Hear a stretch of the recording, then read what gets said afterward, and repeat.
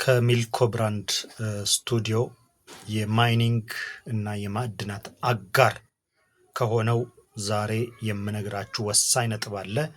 ይሄም ጥቃቅን ወርቅ ብናኝ ወርቅ ስለሚባለው ወይም በሳይንሳዊ አጠራር ማይክሮስኮፒክ ጎልድ ማለት ምን ማለት እንደሆነና መፍትሄውን ጭምር ነው በስፋት የምነግራችሁ። ወርቅ ላይ የምትሰሩ ይሄንን ትምህርት በደንብ ተከታተሉት።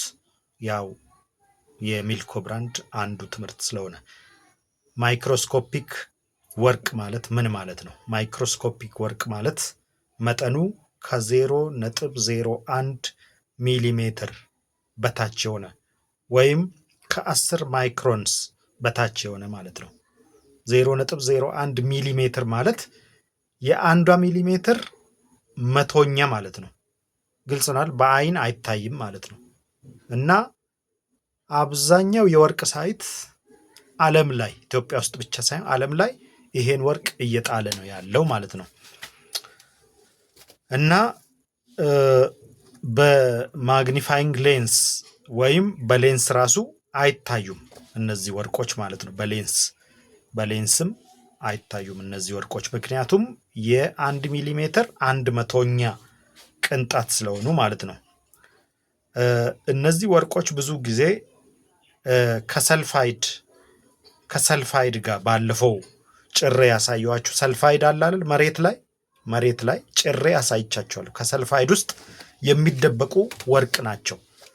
እና አንዳንድ ባለሙያንን የሚሉ ሲሳለቁብኝ ነበር። እና እነዚህ ማይክሮስኮፒክ ጎልድ የሚባሉት ሰልፋይድ ውስጥ ነው በብዛት የሚደበቁት። ሰልፋይድ የሚባሉት ደግሞ እንደነ ፓይራይት እዚህ ውስጥ አለ። በነገራችን ላይ በትልቅም በዱቄትም በእንትንም አለ። ፓይራይት ብዙ አለ እኔ ጋ። ማይክሮስኮፒክ ወርቆች ፓይራይት ውስጥ ይደበቃሉ፣ ወይም አርሴኖ ፓይራይት which means አይረን፣ አርሴኒክ እና ሰልፋይድ የሆነ ማለት ነው። እነዚህ እንግዲህ በአጠቃላይ ሺስት እንላቸዋለን። እነዚህ ሰልፋይዶችን ፓይራይት ወይም አርሴኖ ፓይራይት የሚባሉትን ማለት ነው ሺስት እንለዋለን። ማዕድኑን ወይም አለቱን ማለት ነው ሺስት ውስጥ ይደበቃሉ። ለምንድን ነው ሺስት ውስጥ የተደበቁት እነዚህ ማይክሮስኮፒክ ወርቆች ስንል፣ ሺስት የተፈጠረው በከፍተኛ ሙቀትና ግፊት እንደመሆኑ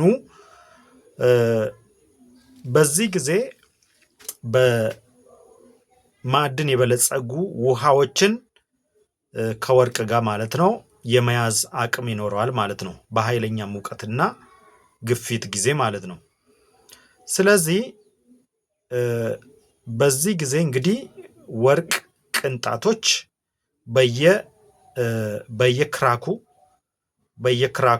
በየኳርትዝ ቬይን እንደሚባለው ማለት ነው። ክራክ ማለት ድንጋይ ተሰንጥቆ ውስጡ ውሃ ነገር ካለፈ ወርቅ ይይዛል። ኳርትዝ ቬይን ማለት ደግሞ ኳርትዞች ሲሰሩ ቦታ ይይዛል ማለት ነው። ወርቅ ቬይን ሆኖ መስመር ሰርቶ ይኖራል ማለት ነው። እና ሰልፋይድ ሰልፋይዶች አካባቢም ይገኛል ማለት ነው። እና ለሃይድሮተርማል ለውጦችም የተመቻቸ ይሆናል ማለት ነው።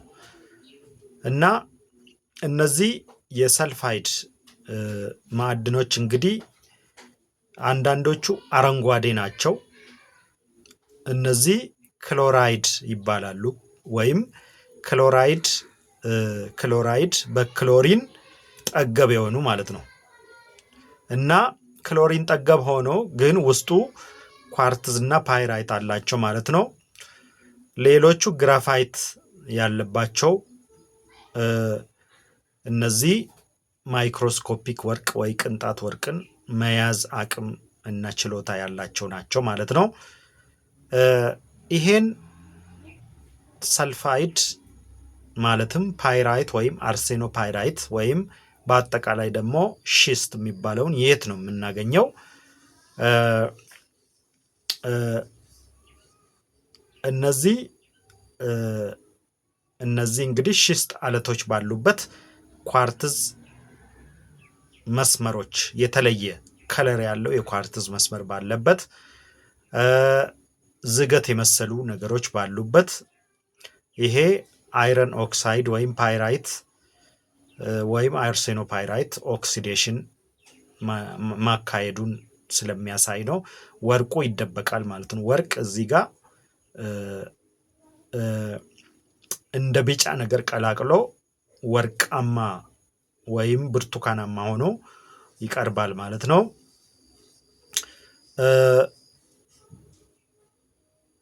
እና በግራናይት አለቶች ውስጥም እንደዛው ይገኛል።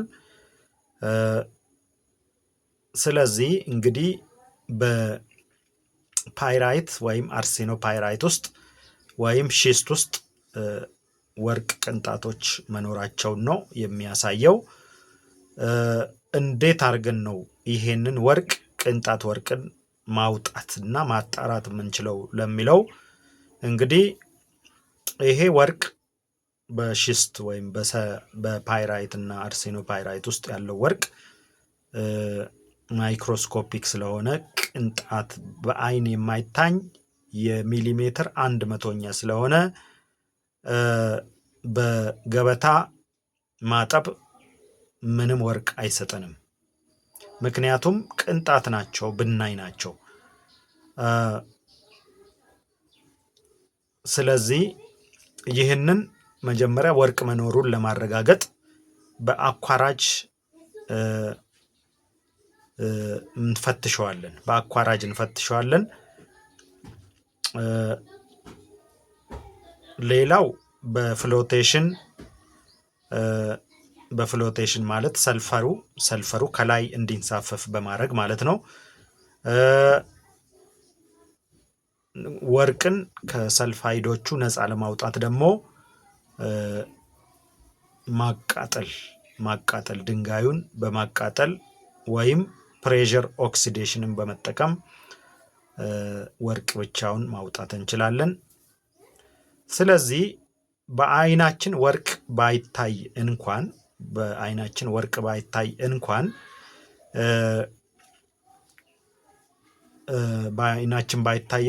እነዚህ ፓይራይት፣ አርሴኖፓይራይት ወርቅ ቅንጣት ወርቅ ወይም ማይክሮስኮፒክ ጎልድ የምንለውን ይይዛሉ። ስለዚህ ሳምፕሎቹን ወደ ላቦራቶሪ በማምጣት ማስፈተሽ ይቻላል ማለት ነው። እንግዲህ ሚልኮ ብራንድ በዚህ አጋራችሁ ነው፣ የማዕድን አጋራችሁ ነው ማለት ነው። እና ሺስት ማለት አሁን ይሄንን ይመስላል። ሺስት የሚባለው ይሄንን የሚመስል ድንጋዮች አሉ፣ በብዛት አሉ። ግልጽ ነው አይደል? ስለዚህ እነዚህ ማይክሮስኮፒክ ጎልድ የያዙ ሺስቶች ናቸው። እነዚህ ሺስት ናቸው። ማይክሮስኮፒክ ጎልድ የያዙ ሺስቶች እነዚህ ይመስላሉ። አሁን በኃይለኛ ማይክሮስኮፕ ስትጠቀሙ እንደዚህ ማይክሮስኮፕ ትልቁ ማይክሮስኮፕ ኤሌክትሮኒክ ማይክሮስኮፕ ማለት ነው። እንደዚህ ወርቁን ያሳያቸዋል። በ400 ኤክስ ሲታይ ሺስት ማይክሮስኮፒክ ጎልድ ይዞ እንደዚህ ይታያቸዋል ማለት ነው።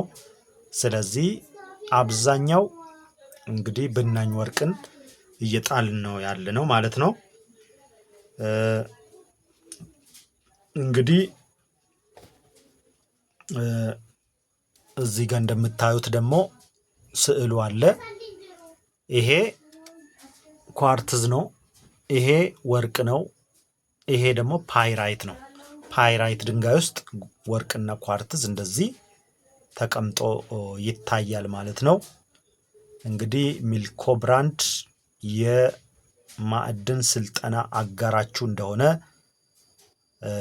ምንም ጥርጥር የለውም። በርቱ ነው። ሀሳብ ጥያቄና አስተያየት ካላችሁ በቴክስት ማሳወቅ ትችላላችሁ። ቻው።